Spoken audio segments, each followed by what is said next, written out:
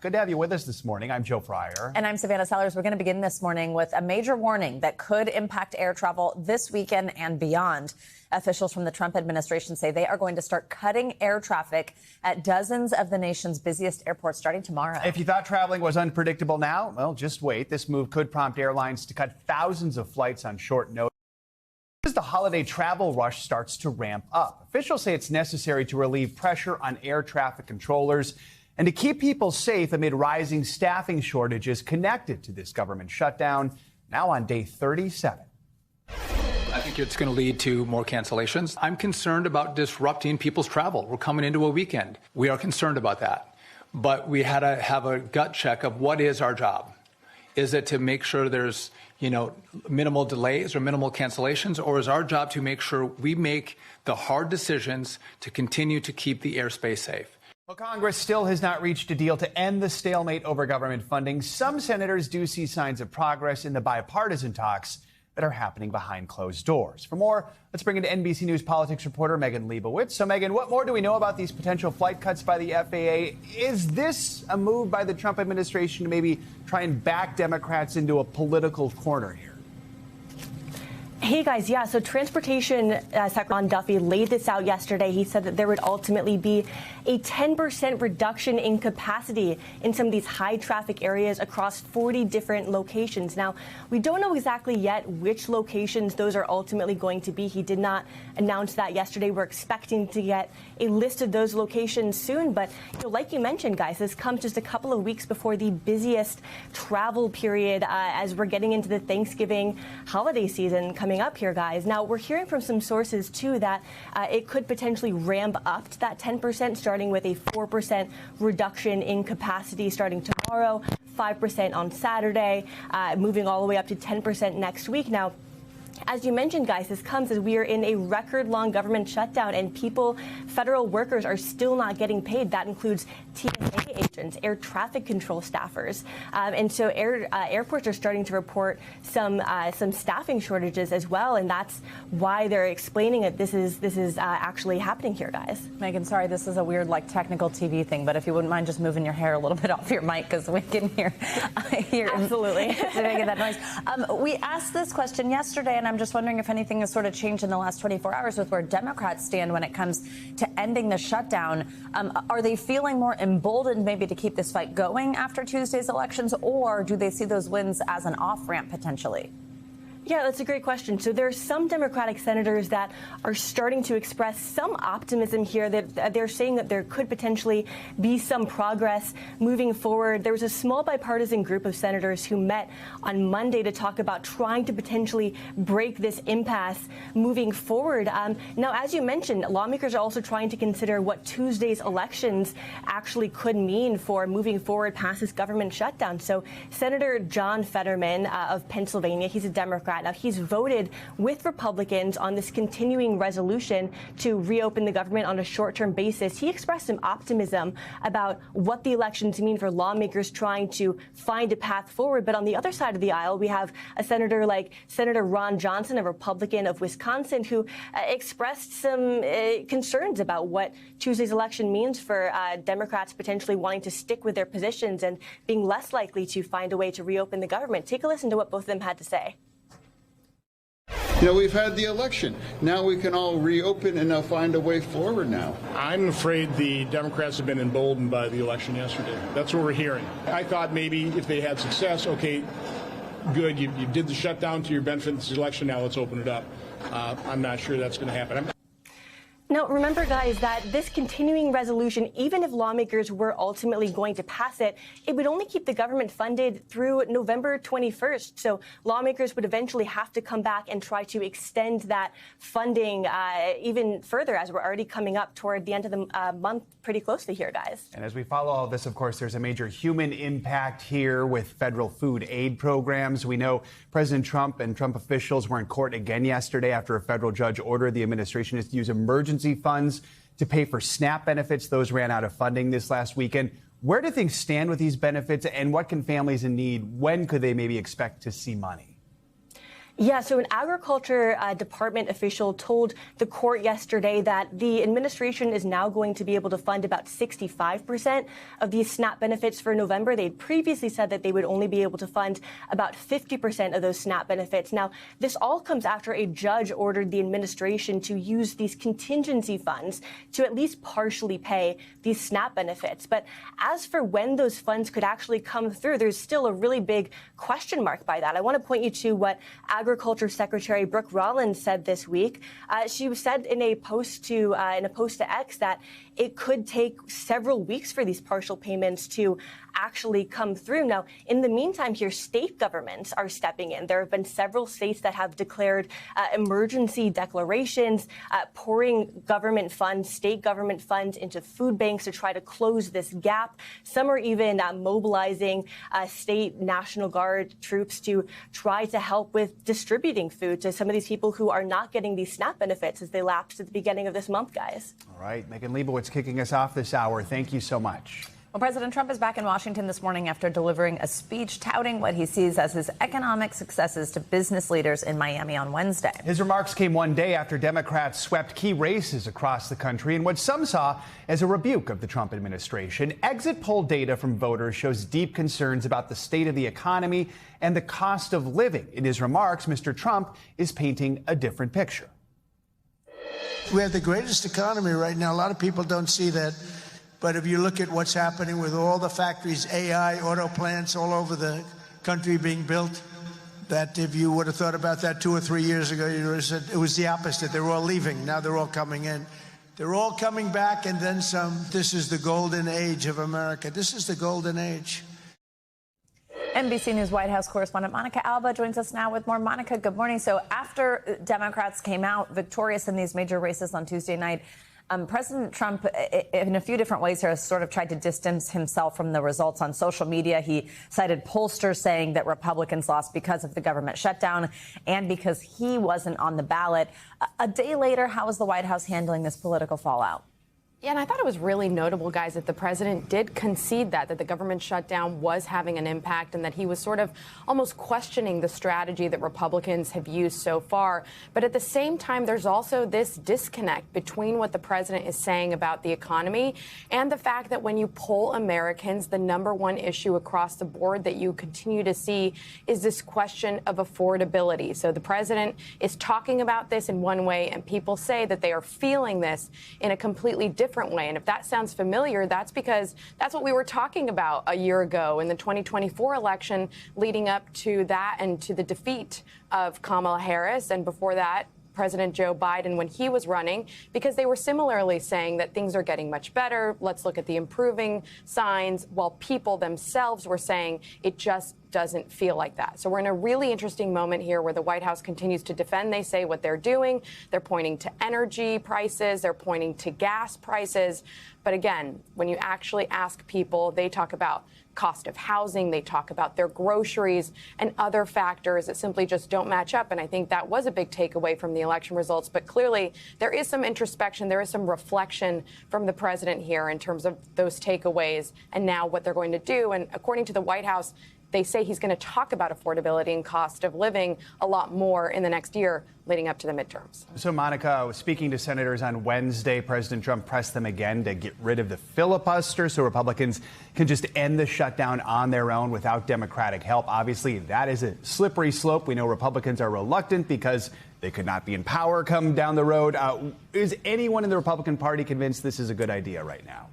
There are a couple Republican senators who are sort of looking at this now and saying, well, if we're not going to have any other option, is that something that we have to consider? But when you talk to the actual Republican leadership, when you talk to Majority Leader John Thune, he says there simply aren't enough votes to do this. There isn't enough of an appetite. You would really need a higher number of Republicans. And the irony there is you would need more Republicans to agree to doing that, to reopen the government, than you would need the number of Democrats for the current route that they had been pursuing. They need to peel off 5 potentially more moderate Democrats who would join Republicans in voting for the measure to just reopen the government with that continuing resolution and then having the negotiations after that about a larger plan and a larger budget. So again, they're saying, why don't we stick to that strategy, even though it hasn't worked so far? And clearly the pressure is continuing to be felt because of what you were just discussing with the airlines and some of those impacts. So is it an issue now where both parties maybe start to question their strategy a little bit and think about alternatives? The president is clearly pushing the filibuster, but it doesn't seem right now that's something that's going to happen for the exact reason you laid out, because of what would happen if Democrats ultimately were in power. Monica, also while we have you, we're learning new details about a deal by the Trump administration that would lower the price of those weight loss drugs. And that's according to two people familiar with the plan. Obviously important to a lot of Americans here. What more can you tell us?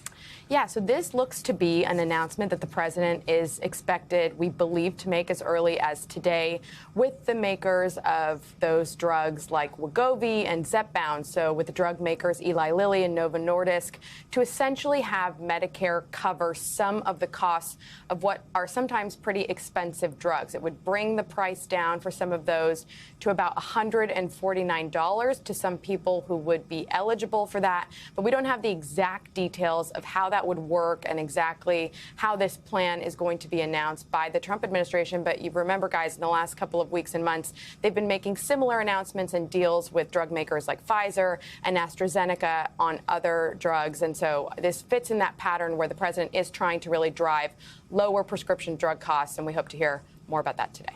All right, Monica Alba, thank you very much. President Trump's tariffs appear to be in jeopardy this morning. Several Supreme Court justices, including some conservatives, expressed skepticism over his authority to impose them. During oral arguments in the case yesterday, a top lawyer for the Trump administration was pressed by justices across the spectrum. They questioned how the president's tariffs on nearly all U.S. trading partners in the last year is justified. So this is a little wonky, but the central question in this case concerns a 1977 law. It's called the International Emergency Economic Powers Act, and it allows the White House to regulate imports when there is a, quote, unusual and extraordinary threat. The Trump administration argues that this law grants the president the power to issue these tariffs that are central to his economic policy. But justices suggested yesterday that his interpretation that law may be exceeding his authority. NBC News legal analyst Misty Maris and NBC News business and data correspondent Brian Chung are here for analysis on this and what it could mean for businesses and for consumers. Good morning to both of you. Misty, let's start with you. So this 1977 law does not explicitly say anything about imposing tariffs. Obviously, the Trump administration trying to make that argument yesterday. How'd they do? Well, so I think there was a lot of skepticism coming from the judges, and this was not along the typical ideological or political lines. But at the heart of this case, we heard two major arguments about the non-delegation clause of the Constitution, as well as the major questions doctrine. So this is about whether or not Congress, who really holds the power to tariff, according to Article 2 of the Constitution, delegated power to the president through that statute, which we call IEPA, based on the language of the statute, which the Trump administration says, there's the statute, it's plain and simple. Whereas the opposition say that this statute says nothing about tariffs. So this is an overreach of the power. And I would say that the questioning from some of the conservative judges should give the administration just a little bit of heartburn going into the decision. You just said something that was mentioned quite a bit yesterday, that major questions doctrine. What does that mean? What does it mean based on how the Supreme Court decides here for the future of the power of the presidency? So the major questions doctrine is critical here. And looking at the history of it, it was actually developed by the conservative court in 2022. And what it says is that if Congress meant to give the president or the executive branch a power, they would have said so explicitly in a statute. So if in this case, the statute is read to encompass the tariffs, which are not explicitly set forth in the statute, that would really significantly expand executive power. So that's why the major questions doctrine is an issue here. Number one, we're looking at a conservative court who created the doctrine, used it quite a bit to limit what Biden can do. And now are they going to use it in the same way in this particular case? Brian, let's bring you in to talk about the heartburn. If the Supreme Court rules against the Trump administration here, I have to imagine there will be a lot of businesses around the country that say, we want our money back. So how much money are we talking about here? Do we have any idea how this refund system would even begin to work? Yeah, well, I mean, the government has stats on exactly how much they've collected through these country-specific tariffs, and the estimate is closer to $90 billion.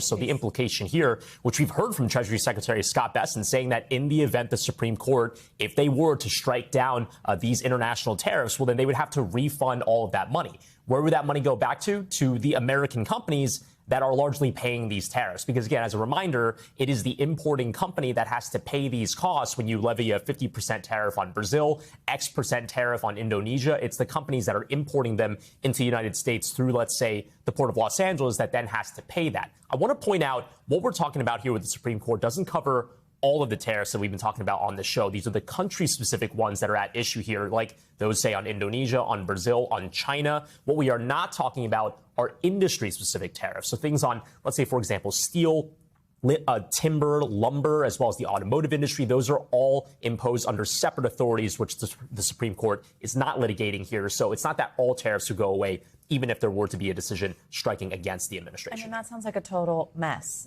Yeah. Is there any, can you shed any light on how you even see that being feasible? Well, see, here's the thing is that there's also a lot of these other, let's say, levers, if you want to say, that the administration could pull in the event that these get struck down, which would basically allow them to impose the tariffs in another way. One of these options is a 1974 law, which would allow the president to, for 150 days, up to 15%. So it would be more limited than the types of tariffs that he's imposed on these countries around the world. But he could use that if these tariffs are struck down. So it's almost this whack-a-mole game, if you will, of these different tariffs popping up, the administration turning to different legal avenues, different types of laws that we've not really seen opened up in decades, in over 50 years, to try to get these tariffs in place. So again, this is far from the end of this tariff story. Misty, it could be a few months before we get the final decision here by the court, though hopefully before June, since this is expedited. Which justices are you keeping an eye on as the keys that could swing this? I mean, I am looking at Gorsuch, Kavanaugh, Barrett, and Roberts. I think Gorsuch was really on the side of the challengers, which is, it's going to be a unique pool at the end of the day. Whereas Kavanaugh really seemed to be on board with the administration's argument. I think it's Barrett and Roberts. Those are the ones to watch. That's what's going to swing this one way or the other. Wow, fascinating. Misty and Brian breaking it down for us. We appreciate it. Thank you both. Thank you both.